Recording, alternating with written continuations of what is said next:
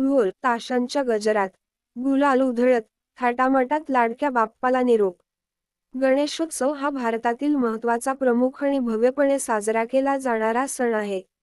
त्याची सुरुवात गणेश चतुर्थीपासून होते, जेव्हा भक्तगण मोठ्या श्रद्धेने आणि भक्तिभावाने आपल्या घरांमध्ये आणि मंडळांमध्ये गणपती बाप्पाची प्रतिष्ठापना करतात. राळेगावात गेल्या 10 दिवसापासून घरगुती घरी विराजमान असलेल्या बाप्पाला भावपूर्ण वातावरणात निरोप देण्यात आला आहे.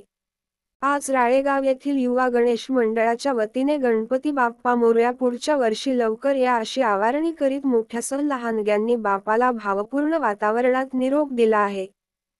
7 सप्टेंबर रोजी गणेश चतुर्थीच्या दिवशी मंडळासह घरोघरी गणपती बाप्पाचे आगमन झाले. अशातच राळेगाव शहरात क्रांती चौक येथे युवा गणेश मंडळाच्या वतीने गणपतीची स्थापना करण्यात आली. दररोज वेगवेगळे कार्यक्रमाने शहरासह तालुक्यात भक्तिमय वातावरण होते.